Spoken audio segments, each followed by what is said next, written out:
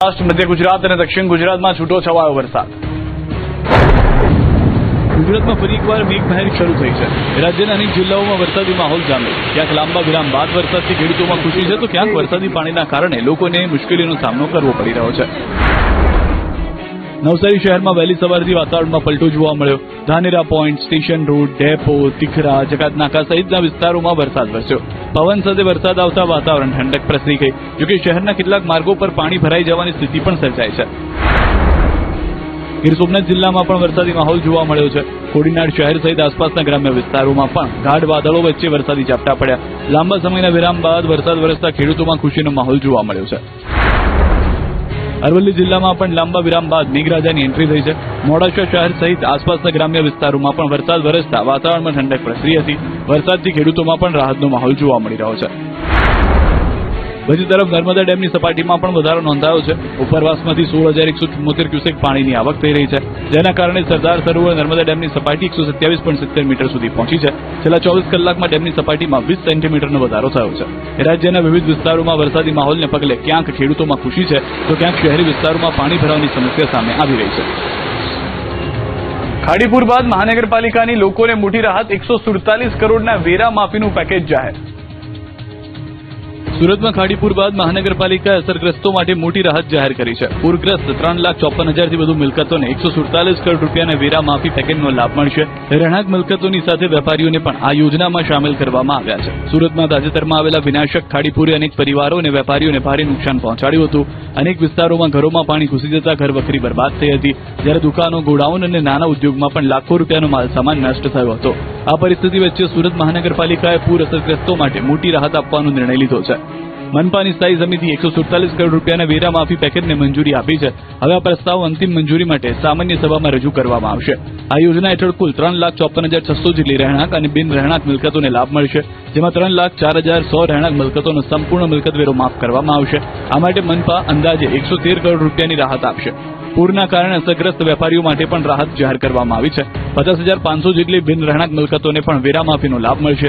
જોકે માત્ર બેઝમેન્ટ અને ગ્રાઉન્ડ ફ્લોર પર આવેલી કમર્શિયલ મિલકતોને જ આ યોજનાનો લાભ મળશે. મનપા દ્વારા મિલકત વેરા ઉપરાંત યુઝર ચાર્જ, સફાઈ ચાર્જ અને શિક્ષણ ઉપકરમાં પણ નિયમ મુજબ રાહત આપવામાં આવશે. પૂર બાદ ઉભી થયેલી ગંદકી અને આર્થિક નુકસાન વચ્ચે આ નિર્ણયથી અસરગ્રસ્તોને મોટી મદદ મળશે. રાજકોટના લોકોને મળશે પોપટપરા ગરનાળામાં ભરાતા પાણીની સમસ્યાથી છુટકારો. રાજકોટના પોપટપરા અંડરબ્રિજ દર વર્ષે વરસાદી પાણી ભરાવાની સમસ્યાથી હવે લોકોને રાહત મળવાની આશા છે. મનપાએ પાણીના નિકાલ માટે એક્શન પ્લાન તૈયાર કર્યો છે. દર વર્ષે થોડો વરસાદ પડતા જ પોપટપરા અંડરબ્રિજમાં પાણી ભરાઈ જાય છે. પાણીનું સ્તર સતત વધી જતા રસ્તા પર વાહન ચાલકોને મુશ્કેલીનો સામનો કરવો પડી રહ્યો છે અને કેટલીક વખત વાહનો તણાઈ જવાની સ્થિતિ પણ સર્જાય છે, જેના કારણે તંત્રને અંડરબ્રિજ બંધ કરવાની ફરજ પડે છે.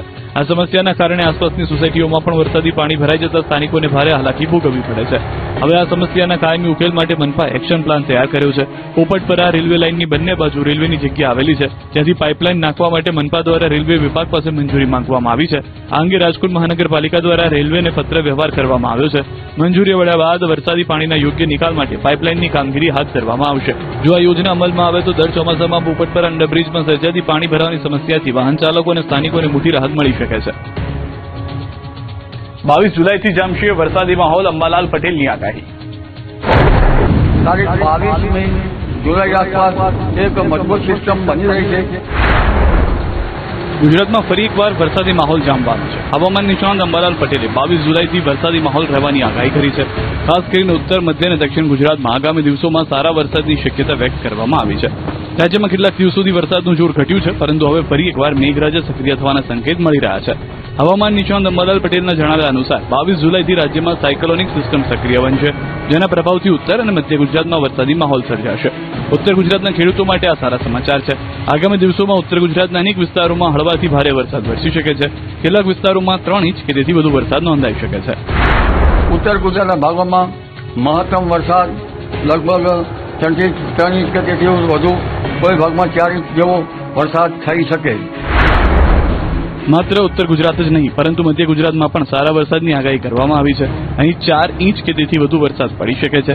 જો સાયક્લોનિક સિસ્ટમ વધુ મજબૂત બનશે તો કેટલાક વિસ્તારોમાં 5 થી 6 ઇંચ સુધી વરસાદ નોંધાઈ શકે છે, જેના કારણે ઉત્તર અને મધ્ય ગુજરાતના અનેક વિસ્તારો જળબંબાકાર બનવાની સંભાવના છે. વડોદરા વગેરે ભાગોમાં, મધ્ય ગુજરાતના ભાગોમાં 4 ઇંચ કે તેથી વધુ વરસાદ થઈ શકે. જો સિસ્ટમ મજબૂત હશે તો 5 થી 6 ઇંચ જેવો વરસાદ થઈ શકે.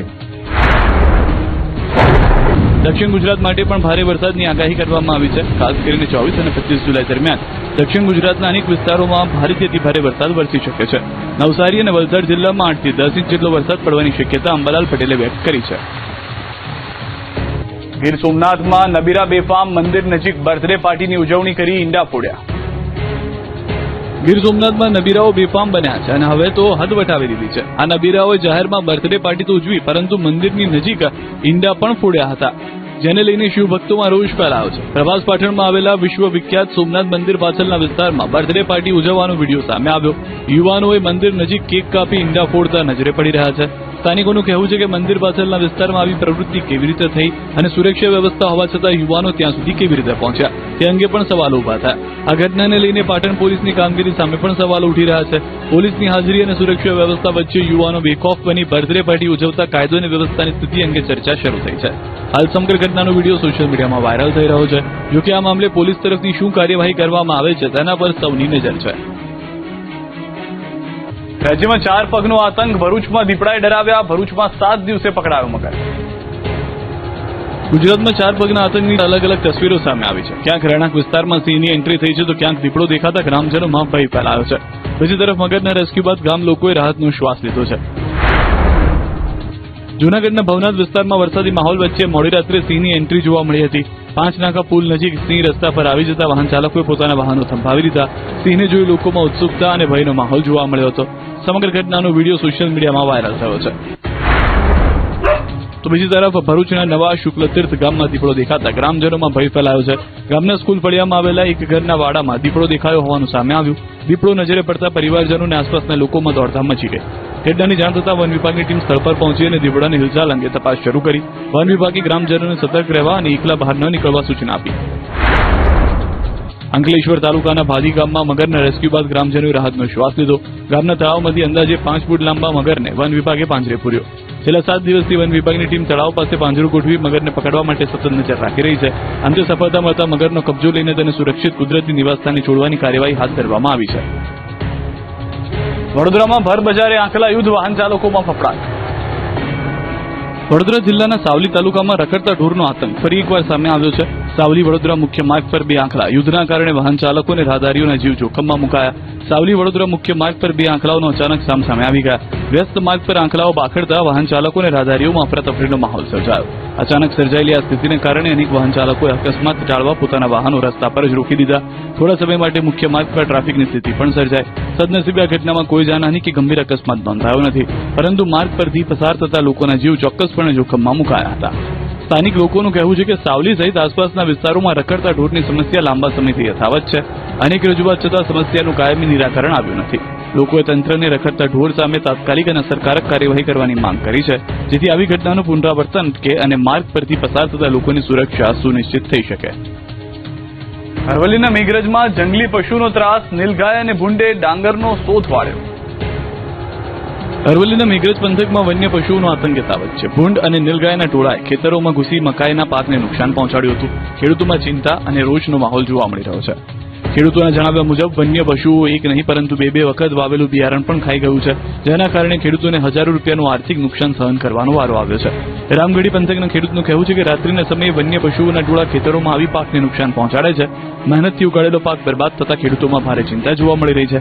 ખેડૂતોએ સરકાર અને વન વિભાગ સમક્ષ નુકસાનનું યોગ્ય વળતર આપવા તેમજ વન્ય પશુઓના ત્રાસથી કાયમી ઉકેલ લાવવા માંગ કરી છે.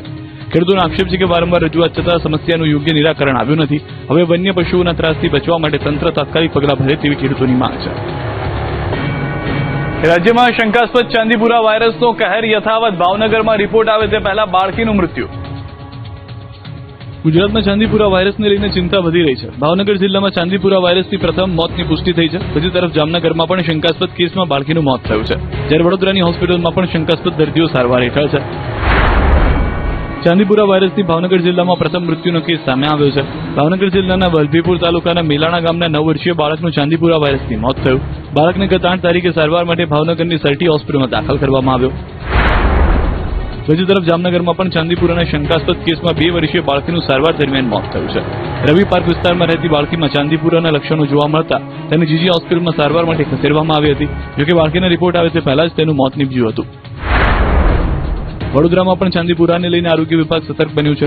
સયાજી હોસ્પિટલ અને કોતરી હોસ્પિટલમાં ચાંદીપુરાના શંકાસ્પદ કુલ 5 બાળકો સારવાર હેઠળ છે. સયાજી હોસ્પિટલમાં 3 બાળકો સારવાર હેઠળ જોવા મળ્યા, જેમાં 3 બાળકો પંચમહાલ જિલ્લાના છે. એક 3.5 વર્ષના બાળકની તબિયત વધુ નાદુરસ્ત થતા તેને વેન્ટિલેટર પર રાખવામાં આવ્યું. કોતરી હોસ્પિટલમાં પણ 2 બાળકો સારવાર હેઠળ છે, જેમાં ભાઈલીનો 3 વર્ષનો બાળક અને રાજપીપળાનો 2 વર્ષનો બાળક સામેલ છે. ચાંદીપુરા વાયરસના કેસોને ધ્યાનમાં રાખીને આરોગ્ય વિભાગ દ્વારા સર્વેલન્સ અને જરૂરી તકેદારીના પગલાં લેવામાં આવી રહ્યા છે. મોરબીમાંથી ઝડપાયું હાઈ પ્રોફાઇલ જુગારદાર. મોરબીમાં સ્થાનિક પોલીસને ઊંઘતી રાખી બોર્ડર રેન્જ ભુજની ટીમે જુગારધામ ઝડપી પાડ્યું. ટંકારા તાલુકાના ધુંધડા ગામના નજીક આવેલા ઓમ વિલા બંગલોમાં ચાલતા જુગારધામ પર રેડ કરી પોલીસે 9 જુગારીઓને ઝડપી લીધા.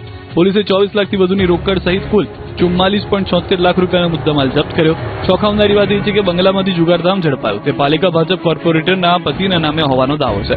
ભુજની ટીમને બાતમી મળી હતી કે મોરબી રાજનગર 75 રોડ પર રહેતો દેવકરણ શિતાણી નામનો શખ્સ બહારથી જુગાર રમવા માટે લોકોને બોલાવે છે. બાતમીના આધારે બોર્ડર રેન્જની ટીમ ઓમ વિલા ખાતે દરોડા પાડે છે, જ્યાં જુગાર રમતા કુલ 9 લોકોને ઝડપી પાડવામાં આવ્યા. પોલીસ તપાસ દરમિયાન બંગલાનું લાઇટ બિલ ચેક કરતા તે શૈલેષ માકસાણાના નામે હોવાનું સામે આવ્યું. શૈલેષ માકસાણાના પત્ની મોરબી મહાનગરપાલિકાના વોર્ડ નંબર 8ના ભાજપના કોર્પોરેટર છે. બીજી તરફ બોર્ડર રેન્જની આ કાર્યવાહી બાદ સ્થાનિક પોલીસની કામગીરી સામે પણ સવાલો ઉઠ્યા છે. સુરતમાં સામાન્ય વરસાદમાં ફરી પાણી ભરાયું, સ્થાનિકો પરેશાન. જુઓ આ દ્રશ્યો. પ્રથમ નજરે આ દ્રશ્યો ગિરનાર કે પાવાગઢના પગથિયા પરથી પાણી વહેતું હોય તેવા નયનરમ્ય દ્રશ્ય લાગશે, પરંતુ અહીં એવું જરા પણ નથી. આ દ્રશ્યો મુશ્કેલી, આફત અને હેરાનગતિના દ્રશ્યો છે. સુરતના વીઆઈપી પાસે આવેલા મહાવીર હાઇટ્સમાં વરસાદી પાણી ઘૂસી ગયું. પાણી ભરાતા પાર્કિંગથી લઈને દુકાનો સુધી પાણી ઘૂસી ગયું, જેના કારણે રહેવાસીઓમાં ભારે રોષ જોવા મળ્યો. બિલ્ડિંગના પાર્કિંગ વિસ્તારમાં તેમજ ગ્રાઉન્ડ ફ્લોર પર આવેલી દુકાનોમાં પાણી ઘૂસી જતા લોકોના વાહનો અને માલ સામાનને નુકસાન પહોંચ્યાનો આક્ષેપ છે. મહત્વનું છે કે હજુ સુરતીઓ ખાડીપુરનું દુઃખ ભૂલ્યા નથી, ત્યાં ફરી એકવાર ઘાવ તાજા થઈ ગયા છે. મોટી સંખ્યામાં સ્થાનિકો મહાવીર હાઇટ્સ બહાર એકઠા થયા હતા અને તંત્ર સામે રોષ વ્યક્ત કર્યો હતો. સ્થાનિકોના જણાવ્યા મુજબ દર ચોમાસામાં સામાન્ય વરસાદ પડતા જ અહીં પાણી ભરાઈ જાય છે. પાણીના યોગ્ય નિકાલની વ્યવસ્થા ન હોવાને કારણે રહેવાસીઓને ભારે હાલાકીનો સામનો કરવો પડે છે. આ આક્ષેપ છે કે અનેક વખત સુરત મહાનગરપાલિકાને રજૂઆતો કરવામાં આવી છે, છતાં આજ દિન સુધી કોઈ કાયમી ઉકેલ લાવવામાં આવ્યો નથી. રહેવાસીઓ, બિલ્ડર અને સુરત મહાનગરપાલિકા